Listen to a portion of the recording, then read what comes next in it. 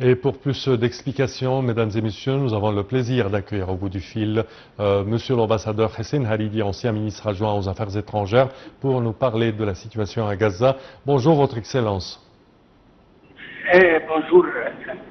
Alors, comment voyez-vous la situation actuelle à Gaza et certainement avec ces allégations qui contredisent la vérité en clamant que l'Égypte a aidé à instaurer un blocus sur la bande de Gaza? En ce qui concerne les accusations contre la position égyptienne, je crois que c'est de la surenchère. Tout simplement. Le fait est que c'est Israël qui a fermé et qui a détruit en fait le passage de Rafah, et ce n'est pas l'Égypte. Du côté égyptien de ce passage est ouvert.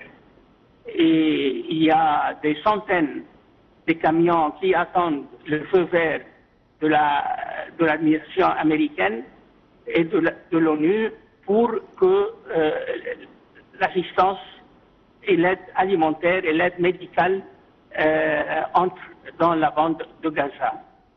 D'un autre côté, maintenant, la question principale est que les négociations qui étaient en cours, les pourparlers qui étaient en cours durant les 2 ou les 3 dernières semaines sont interrompues.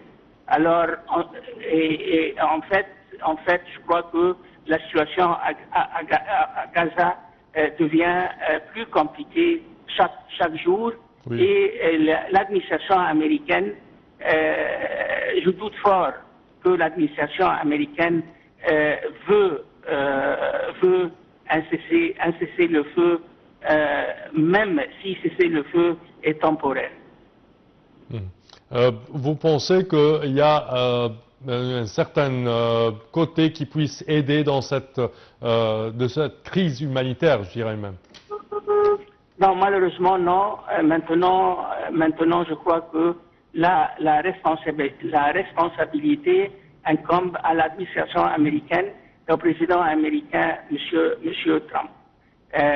Ni les Nations Unies, ni les pays arabes sont dans une position pour avoir une influence sur les décisions israéliennes.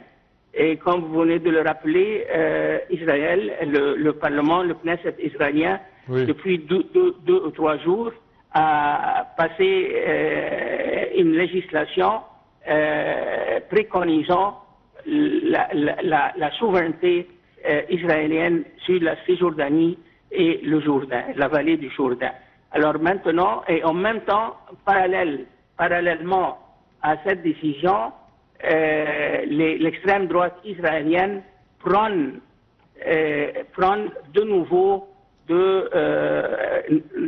implantations dans la bande de Gaza. Alors la situation, pas seulement à Gaza, mais la situation en Palestine est vraiment compliquée, et j'espère que dans les prochains jours, on verra, la communauté internationale verra une ouverture sur des possibles solutions à Gaza et en Cisjordanie. On espère avec vous, monsieur l'ambassadeur Hessène Haridi. Je tiens à vous remercier de vos explications. Merci à vous. Je répète que vous êtes ancien ministre adjoint aux Affaires étrangères.